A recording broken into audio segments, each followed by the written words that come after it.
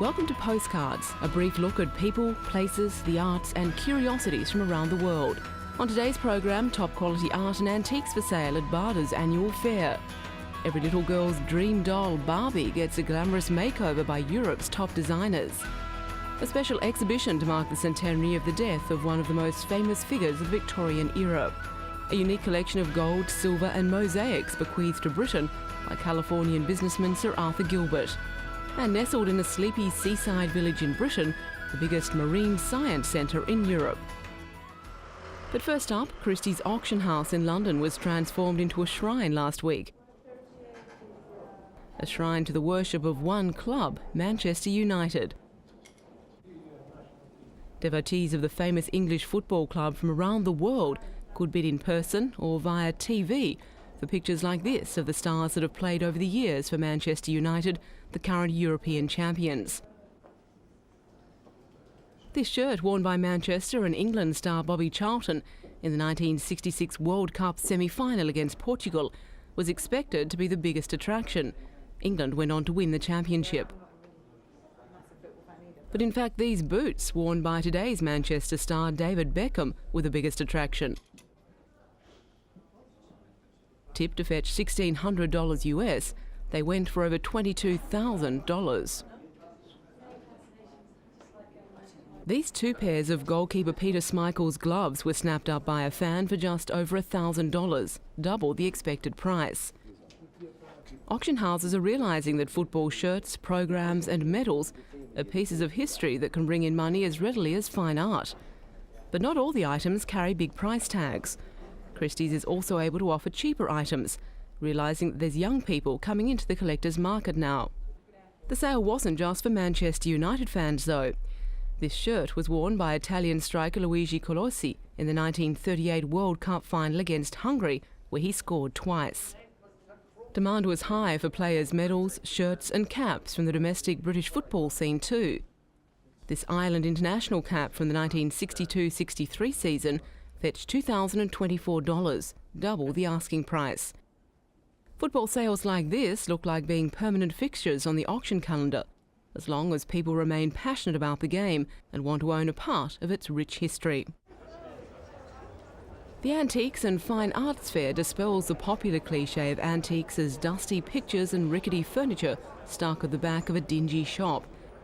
90 of Britain's top antiques dealers are showing the cream of their furniture, paintings, glassware and other works of art.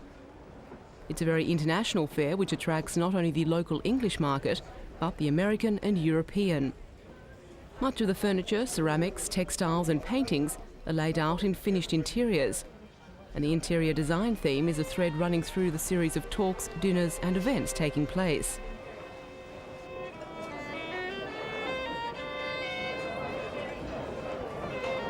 Not everything is up for sale. These pieces of English and Irish silverware from the Rococo period are on loan from the Ashmolean Museum in Oxford. The small curved lines and prettiness of the pieces is typical of this decorative style that originated in France. This 18th century Chippendale-style library table is one of the most expensive pieces, priced at $192,000 US. To impress your chess-playing friends, this ebony and rosewood games table from 1820 will set you back $29,000. There are also very decorative garden tools starting about $120. At the top end of the furniture market, you could buy a pair of George III beechwood armchairs for around $320,000. Forgeries are the bane of the art market, but all the dealers here, members of the British Antique Dealers Association, guarantee the authenticity of the items they're selling at this annual showcase of the antiques business. Supermodel Barbie, a fashion icon. Now top designers are competing with each other to design clothes for the blonde doll. The list of contributors to a new London exhibition in which Barbie wears designer clothes reads like a who's who of the fashion world.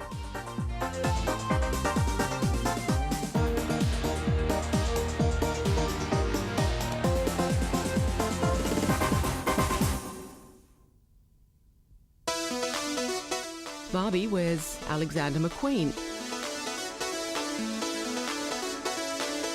Is light and elegant in Prada. Vibrant and exciting in Palamo Picasso. She shows off film star looks in Versace, is classic in Mulligan,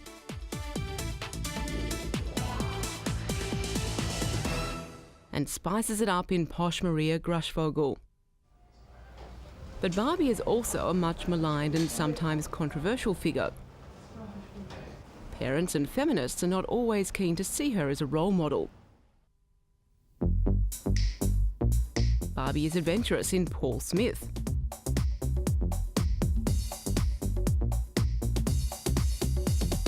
Beautiful in Jasper Conran, grown up in Catherine Hamnett.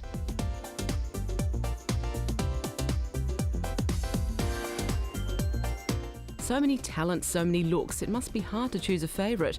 A problem, no doubt, for the long-suffering Ken. Gallery manager Alan Hamilton's favourite is Jean-Paul Gaultier. Not only has he outfitted Barbie, but Ken as well, in kilt and Breton sweater.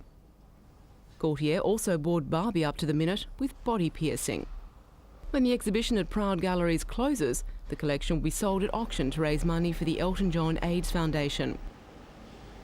Finally, there's a dreaming Barbie, thinking of Ken and the future.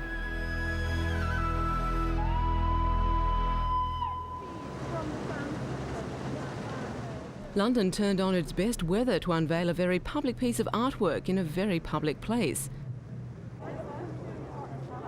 Trafalgar Square, famed for its pigeons and fountains, is getting a new piece of sculpture on its fourth plinth. British sculptor Bill Woodrow's Regardless of History is on display in the space set aside for a series of temporary sculptures. The sculptor has employed bronze and used classical symbols, a huge head, a book symbolising knowledge, and a tree whose roots branch out embracing the plinth.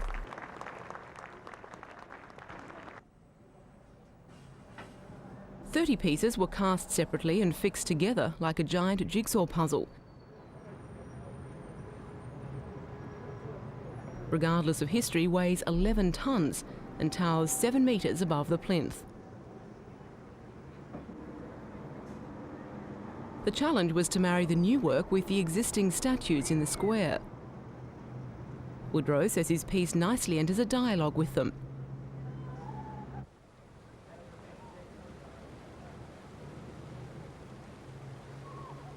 Another difficulty lay in the necessity to incorporate the plinth, sculptures on plinths, having been out of fashion for some time.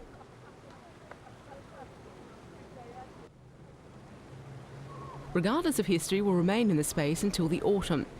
The temporary commissions bring a new personality to Trafalgar Square, often igniting a new debate about art in public places. At the Tate Gallery in London, a special exhibition has opened to mark the centenary of the death of one of the most famous figures of the Victorian era.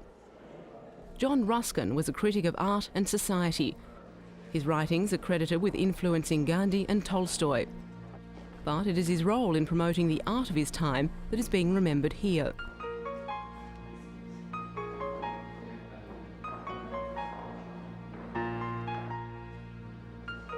Turner is celebrated now as one of the greatest artists of the 19th century Europe. But paintings like his Slavers Throwing Overboard the Dead and Dying, a powerful indictment of the slave trade, were dismissed as soapsuds and jam by critics until John Ruskin championed his cause.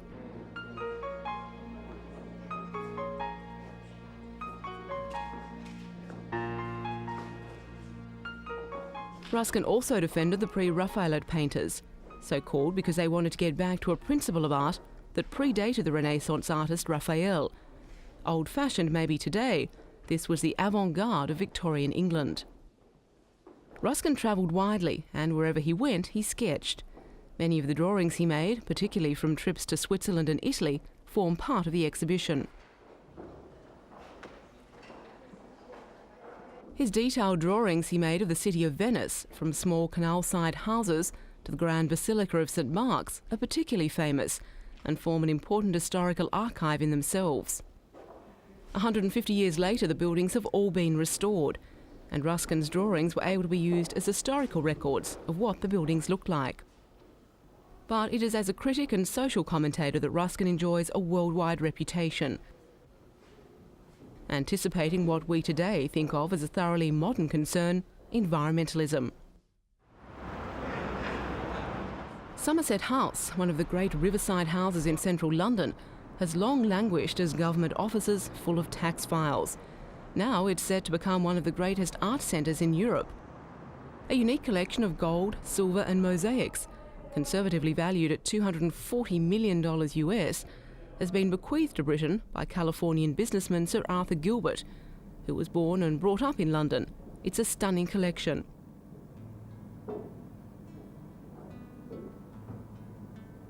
The mosaics and micro-mosaics are spectacular.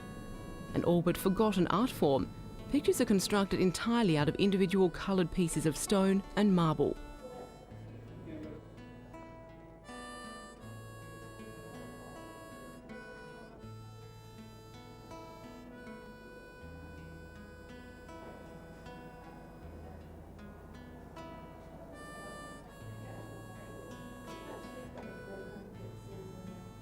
It includes this panoramic view of Rome, copied from an etching.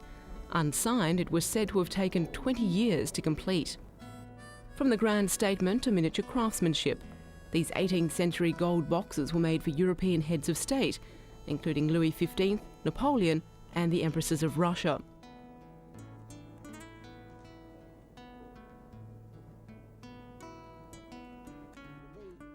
For Sir Arthur Gilbert, a sprightly 86, his collection is returning to the people.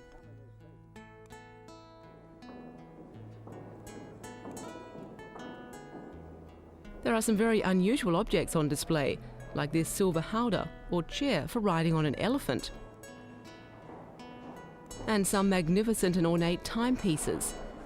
When the collection opens to the public, it will undoubtedly enhance Somerset House as an important cultural centre.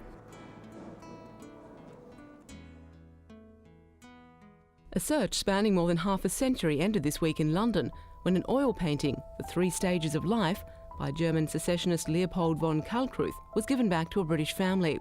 It was the first piece of Nazi-looted art to be returned in Britain. The painting was a wedding gift for Mrs. von Gotthilf, late at Glanville, in 1924. Within days of the Anschluss in Austria in 1938, the von Gotthilfs, Catholics of Jewish descent, were thrown out of their home by the Nazis and forced to scrub pavements with toothbrushes.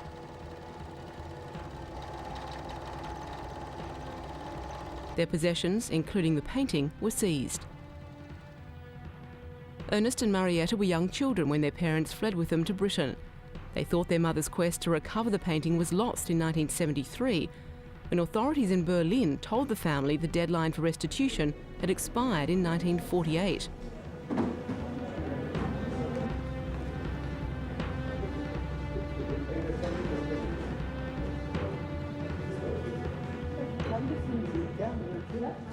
But hope was revived when the case was referred to the Commission for Looted Art in Europe last year.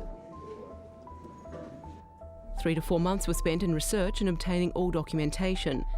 10 weeks after the claim was submitted, news came that the painting was to be returned.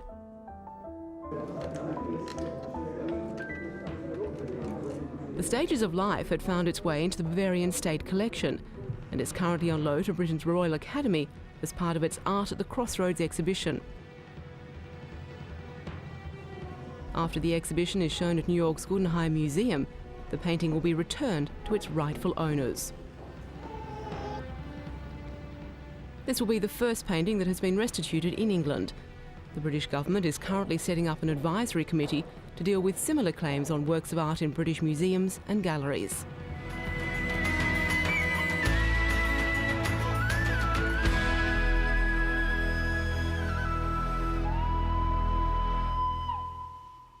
Down House in Kent in southeast England, once the home of Britain's greatest naturalist, Charles Darwin.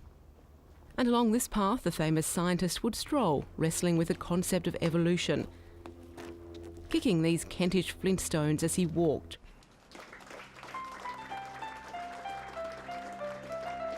Today, the flints have a different purpose. They're to be used in a topping out ceremony attended by Sarah Darwin, his great-great-granddaughter.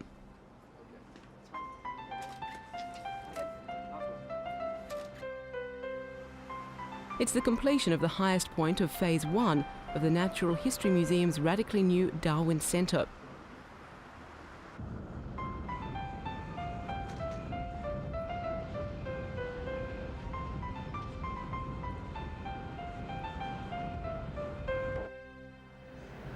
complex will provide public access to the museum's 12 million zoological specimens. The museum has been awarded a $16 million US grant towards the cost of Phase 2 of the Darwin Centre, which will rehouse the insect and botanic collections. It will give visitors unprecedented access to an area of scientific work that is rarely seen.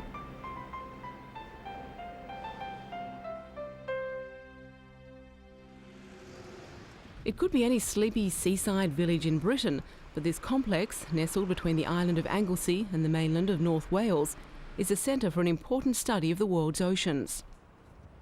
Bangor University's Ocean Sciences Unit is the biggest marine science centre in Europe and one of 2 centres of excellence in the United Kingdom. A unit at Southampton concentrates on deep ocean systems, while Bangor is concerned with so-called shelf sea systems, those closer to our shorelines and perhaps the most important of the oceanic regions. These students are part of an eminent tradition of marine sciences at Bangor, which dates back to 1948. During the 1970s and 80s, Bangor University captured world attention with its research into the way tidal stirring interacts with solar radiation. The team unravelled the fundamental control mechanism of shelf sea systems, identifying major oceanographic boundaries with patterns of activity which act a bit like weather fronts. Interesting from a physics point of view, these features represent a very interesting balance between heating and stirring. But they're also important from a biological point of view, because they're the focus of enhanced production. They are the preferred regions for the phytoplankton, the plants of the ocean, to grow and produce the base of the food chain, which feeds up through the zooplankton and into fisheries. A resource which sets Bangor apart from other similar institutions is this dedicated research vessel. The Prince Madog has made numerous scientific voyages to places like the Philippines and Madagascar, among others, for fieldwork and detailed research.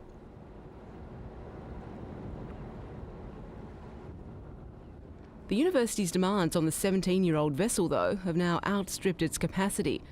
A major fundraising effort has attracted financial backing for a new, bigger ship with larger accommodation and enabling interdisciplinary work at sea.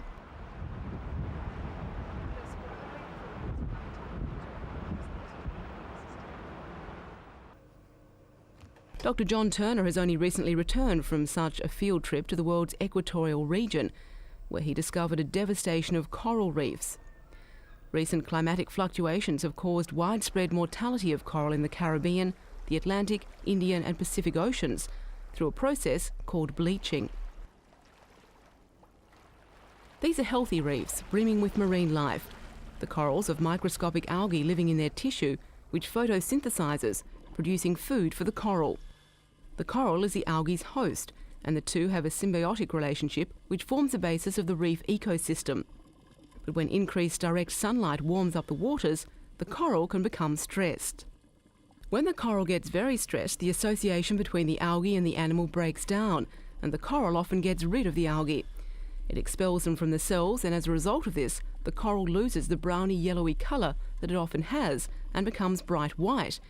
In fact, it becomes more like porcelain, and eventually it will just become brittle and crack away. This is the result of bleaching. On certain reefs, a worrying 80% of corals have died, and the fragile survivors now require urgent protection. Overfishing, the dropping of anchors on corals, nutrient runoff entering the seas, and pollution from pleasure boats all serve to weaken the reef. When water temperatures return to normal, new corals will try to re-establish themselves, but they will be very vulnerable. Protection and management plans are often difficult to enact as they force changes in human activity, but it's crucial if this precious ecology is to survive. Bangor University's Tropical Marine Farming program is one of its most successful initiatives, attracting worldwide interest and financial support. These tanks contain some of the most sought-after specimens of the lucrative aquarium trade. In the wild, they're hunted using unscrupulous methods, hunted almost to extinction. Divers go onto the reef and they squirt cyanide solution onto the corals. This anaesthetizes the fish, which then float out of the holes in the reef from which they can be collected quite easily. The corals can't escape this toxin, so then die, as do many fish, which are of no value to the collector. 8 different species have been successfully spawned in Bangor's labs, including seahorses, clownfish and the highly prized cleaner shrimp.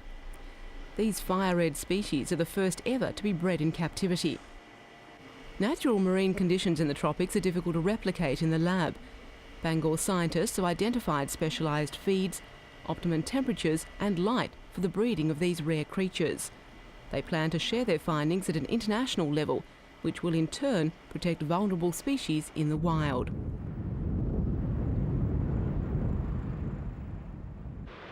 Always a drawcard to the North Wales resort town of Llandudno is its long sandy beach. But each year whole sections are washed away by strong currents. Expensive shoring up works are needed to preserve the picturesque coastline so vital to the Welsh economy.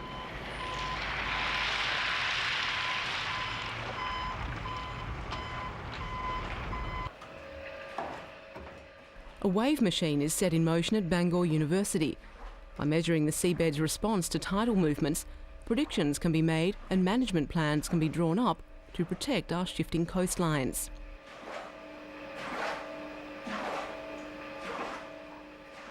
The impact of the groundbreaking work underway at Bangor's Ocean Sciences Unit has an immediacy and visibility unusual in scientific research. Its major strength is turning out specialists who can study and manage the world's oceans and related industries so they remain a healthy and abundant resource for future generations.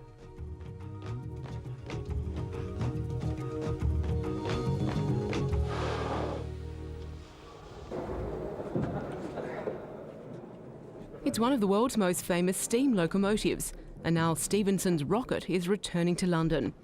Arriving at the Science Museum, it was carefully unpacked.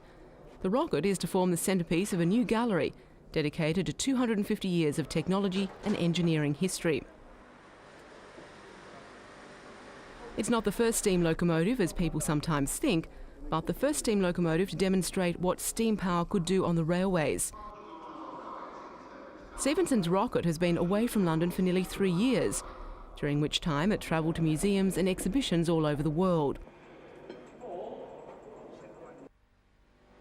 Alongside the Apollo 10 capsule that went around the moon in preparation for the first moon landing and other engineering achievements, curators are expecting the Science Museum's new gallery to be a huge success and drawing thousands of overseas visitors every year.